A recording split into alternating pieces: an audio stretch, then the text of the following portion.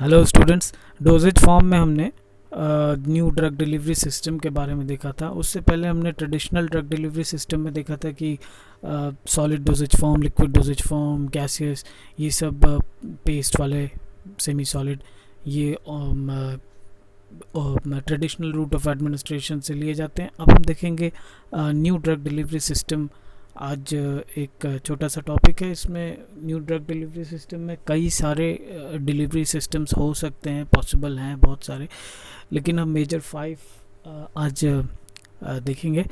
Major 5 में से ये आपके लिपोसोम, नैनो पार्टिकल्स हैं, ट्रांसडर्मल है, और म्यूको एडेसिव है, रीसील्ड आरबीसीज हैं। रीसील्ड आरबीसीज जैसे आरबीसी को पहले रप्चर किया जाए, उसमें ड्रग भरी जाए, फिर उसको सील कर दिया जाए और फिर उसके बाद वो ड्रग ट्रांसपोर्ट के लिए रेडी हो जाए। ये है इस तरह के 5 ड्रग डिलीवरी सिस्टम देखते हैं आज। शुरू करते हैं। First we see the liposome. Liposome होता क्या है कि एक एक्वस कोर है। एक्वस कोर के ऊपर एक पाई लिपिड लेयर की फॉस्फोलिपिड की बाई लेयर, 2 लेयर फॉस्फोलिपिड की उस पर कोटिंग होती है, जो कि ड्रग ट्रांसपोर्ट में हेल्प करेगा। तो इसका फंक्शन ऐसा कुछ होगा कि सेलुलर मेम्ब्रेन के साथ या कहीं भी जिस सरफेस पे लगेगा वहाँ पे ये ड्रग डिफ्यूज़ कर देगा। तो इसमें ड्रग डिलीवरी जो है डिफ्यूजन से होगी, और एक और तरीके से होगी कि सेल मेम्ब्रेन से ये फ्यूज़ करके, सेल मेम्ब्रेन जैसे सेल मेम्ब्रेन से अटैच होएगा और फिर उसके बाद उस पर फ्यूज़ हो जाएगा, और फ्यूज़ होने के बाद अपना कंटेंट उसमें रिलीज़ कर देगा। ये है, और इसके मिलियों में आपका ड्रग भरा होगा।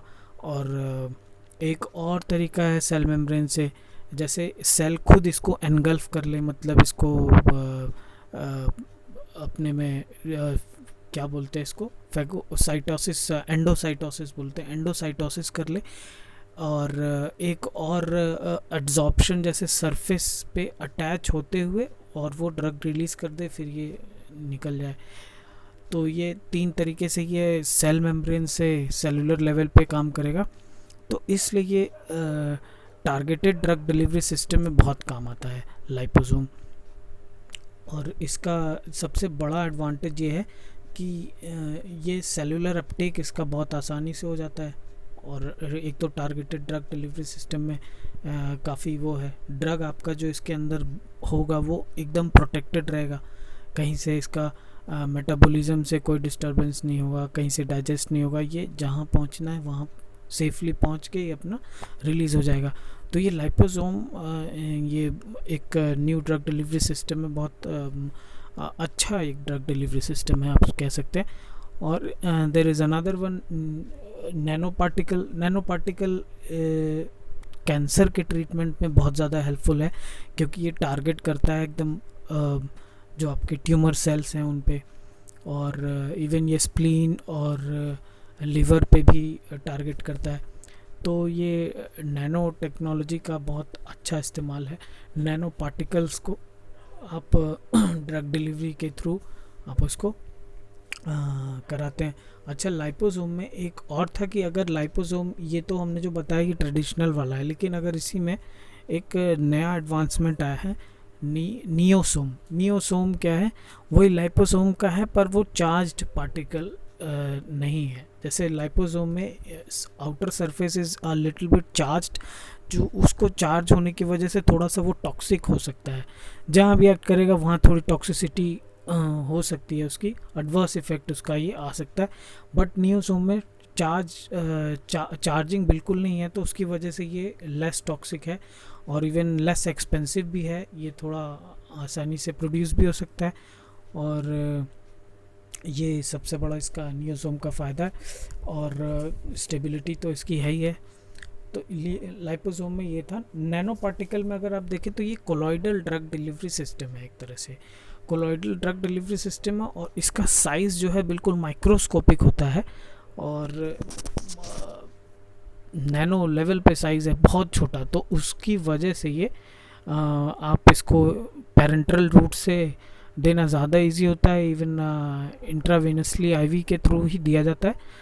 और जैसे अगर इसकी इसकी फॉर्मेशन में जो आपके मैक्रो मॉलिक्यूल्स लगते हैं, जो सेलुलोज लगते हैं, वो पॉलीमर्स, वो सीरम एल्ब्यूमिन, जिलेटिन और इथाइल सेलुलोज, ये सारे इसमें लगते हैं, जो कि नॉन टॉक्सिक हैं और बायोडिग्रेडेबल भी हैं।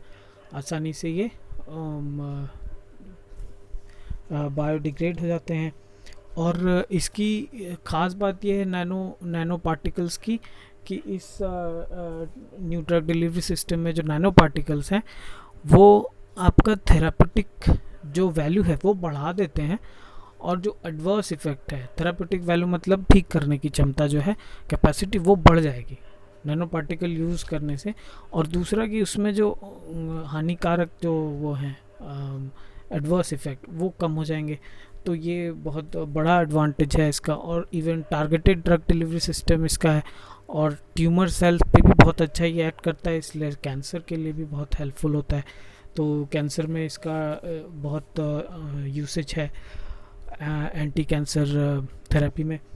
और ये नैनो टेक्नोलॉजी का था। एक ट्रांसडर्मल ड्रग डिलीवरी सिस्टम है, थर्ड वाला।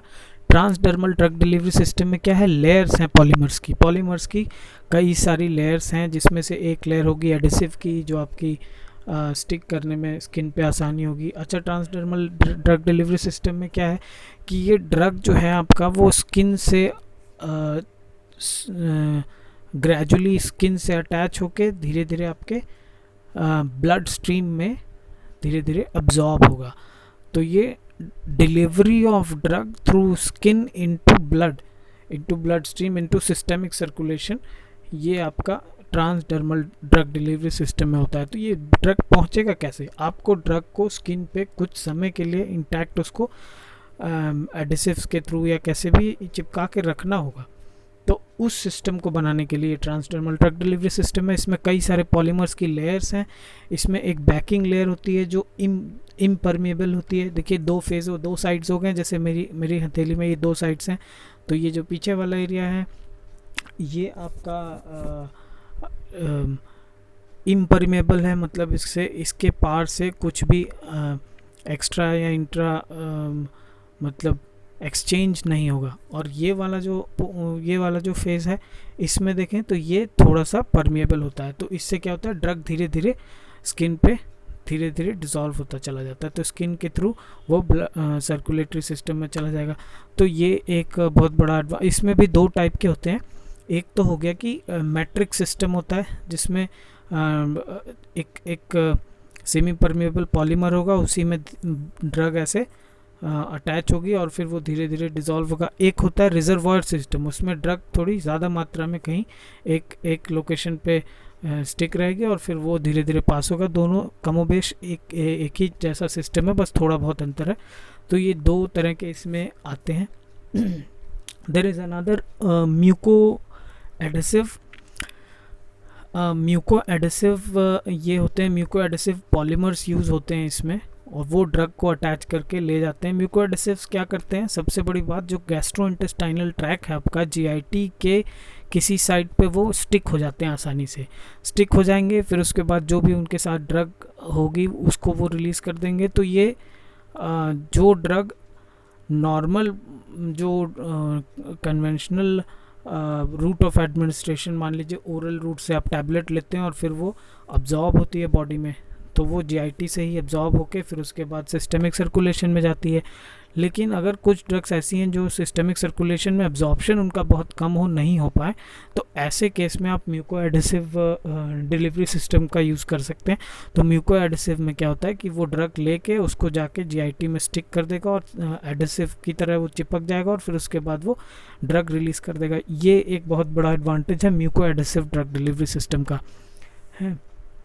और एक और है फाइनल रीसील्ड आरबीसी। रीसील्ड आरबीसी क्या होती है, रीसील्ड आरबीसी आपकी एरिथ्रोसिटिक आरबीसी भी, एरिथ्रोसिटिक रीसील्ड आरबीसी हैं। ये जो आपकी सेल्स हैं, लाल रक्त कोशिकाएं हैं, तो ये इनको लेके किसी आइसोटोनिक, पहले तो ये आइसोटोनिक सोल्यूशन में रहती हैं, जहाँ भी रहती हैं आइसोटोनिसिटी में रहती हैं, लेकिन उनको निकाल के और फिर हाइपोटोनिक सोल्यूशन में अगर डाल दें, तो हाइपोटोनिक सोल्यूशन में डालते ही क्या होगा, पहले तो वो रप्चर हो जाएंगी, तो रप्चर होंगी तो उसमें छोटे छोटे पोर्स बन जाएंगे हैं, उन छिद्र से फिर इंट्रा और एक्स्ट्रा सेलुलर एक्सचेंज होगा, और जो इंट्रा और एक्स्ट्रा सेलुलर एक्सचेंज होगा उसी में हम ड्रग को इसके अंदर एंट्री दिला देंगे। अगर ड्रग को एंट्री दिला देंगे तो ड्रग इसके अंदर पहुंच जाएगा, और फिर वो हम पूरा वो आरबीसी निकाल के वापस हम किसमें, आइसोटोनिक सोल्यूशन में फिर से डाल के और फिर 37 डिग्री सेंटीग्रेड पर रख के उसको सील कर सकते हैं, तो तुरंत आरबीसी सील भी हो जाएगा। आइसोटोनिसिटी में आइसोटोनिसिटी पाते ही, आइसोटोनिक सोल्यूशन में जाते ही वो सील होने लगेगा, फिर से जो रप्चर हुआ था, जो फट गया था, वो वापस से सिल जाएगा, और फिर वो उसको उठा के फिर हम क्योंकि अब उसमें ड्रग भर लिए हमने, तो अब उसको किसी भी जगह पे हम ट्रांसपोर्ट कर सकते हैं।